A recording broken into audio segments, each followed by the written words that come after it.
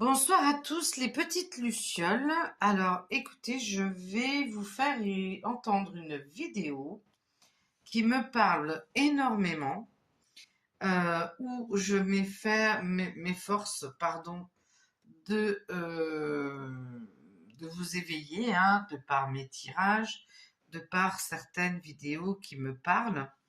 Et donc, cette vidéo, je vous ai déjà parlé que je ne tenais pas compte lors de mes tirages de l'astrologie. Pourquoi? Parce que j'ai découvert il y a plus de 2 ans qu'il n'y avait pas 12 signes astrologiques, mais qu'il y en avait 13. Je ne tiens pas compte de la numérologie. Pourquoi? Parce que pour moi, euh,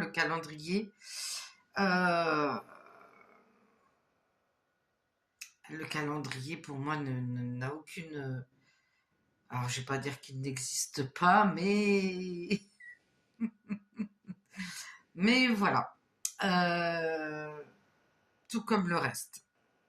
La lune, c'est pareil.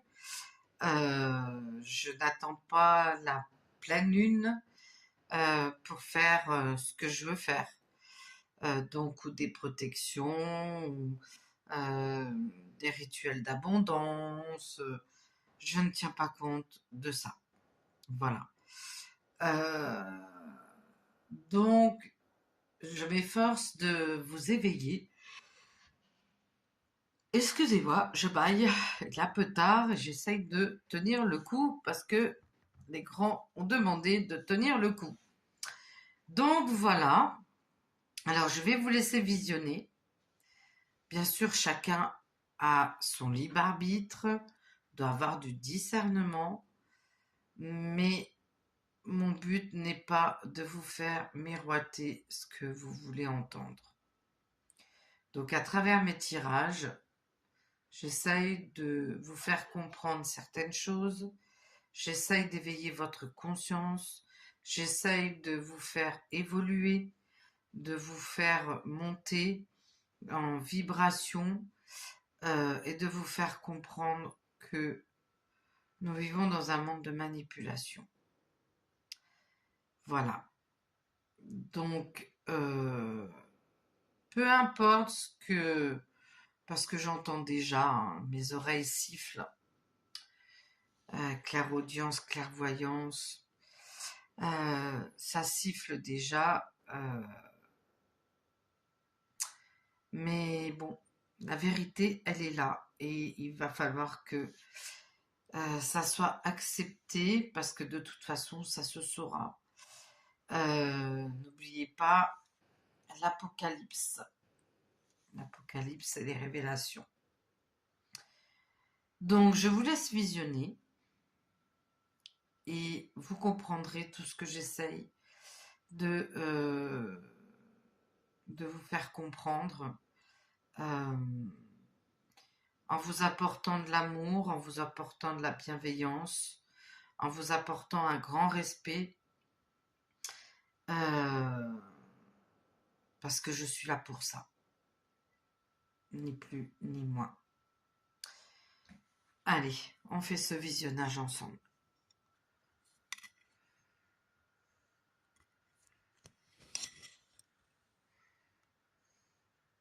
Demander pourquoi septembre, il y a quand même le mot 7 dedans, c'est pas le 7e mois de l'année, c'est le 9e. Octobre, pour moi, je sais pas, octopus, etc., c'est quand même 8. December, décembre, il y a quand même le mot 10 dedans, et non, c'est le dernier mois de l'année.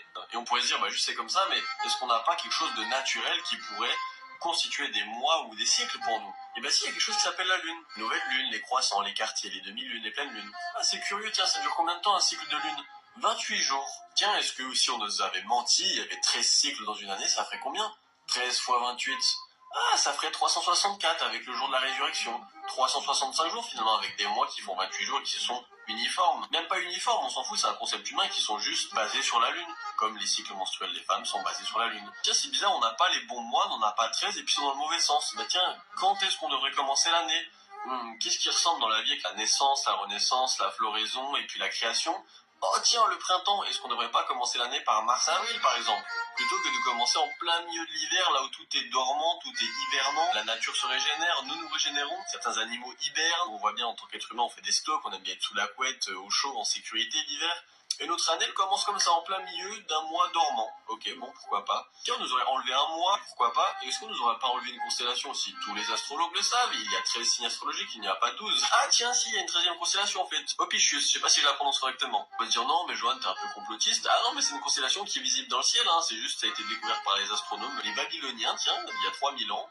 Et ils l'ont juste mis de côté. On sait pas trop pourquoi. Et puis c'est quoi la représentation de Ophiuchus? Oh, c'est le serpent. Donc je fais mes petites recherches comme ça, et il s'avère effectivement que ça s'appelle le serpentaire. Donc c'est un homme représenté sur un serpent. Ok, bah j'en ai jamais entendu parler, je me renseigne. Tiens, ça me fait penser à quelque chose ça. C'est quoi le symbole de la médecine? Deux serpents avec des ailes, ok. Et je trouve des infos genre qui est associé à Hermès, dieu du commerce. Tiens, le commerce et la santé. Il s'avère qu'à l'époque, effectivement, le serpent, c'était symbole de guérison, de santé, de régénération, le serpent qui mue. Donc, c'est logique qu'on l'ait en médecine. Tiens, c'est quoi le symbole de la pharmacie? Un serpent aussi. C'est pas complotiste, je me dis juste, c'est marrant que la seule constellation qu'on n'ait pas, qui a été oubliée, on parle pas de taureau, bélier ou scorpion qu'on voit de temps en temps, le seul symbole qu'on a écarté, le serpent, c'est ce qui représente quand même la médecine et la guérison. Donc pour la médecine, je crois c'est le caducée, avec les ailes et les deux couleuvres. Pour la pharmacie, c'est la coupe Tiji, je crois que ça s'appelle. Tout ça, vous pouvez le vérifier, hein, c'est des trucs concrets, je n'invente rien.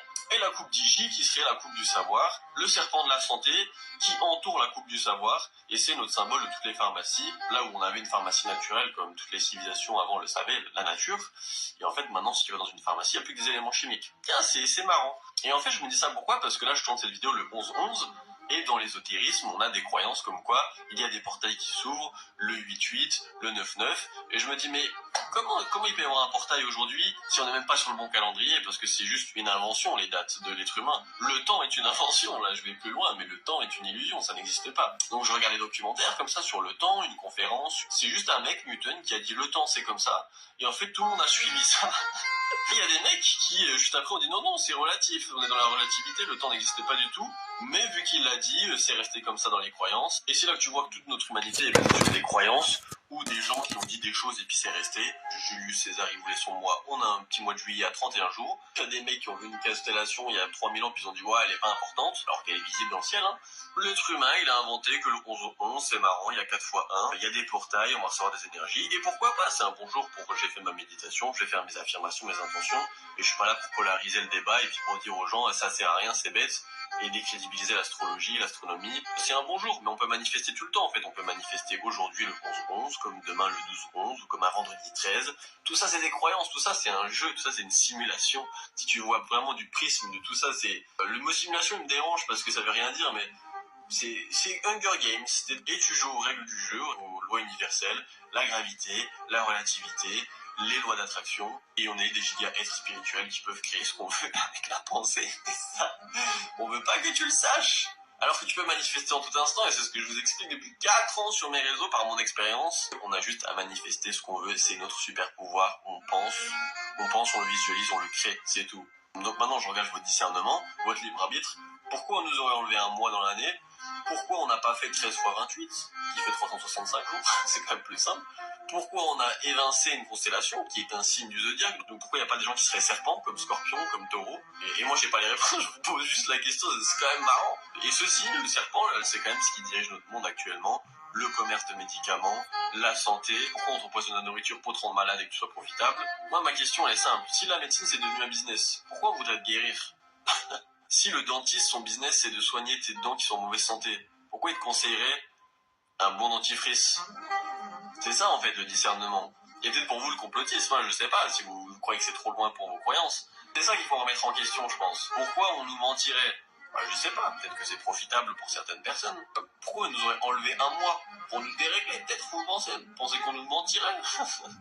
Moi je sais pas, je me questionne. Après moi je vous laisse avec votre libre arbitre et votre discernement. Je trouve ça juste marrant. En plus que le temps n'existe pas et tout, mais bon, ça peut faire l'objet d'autres vidéos. Dites-moi ce que vous en pensez dans les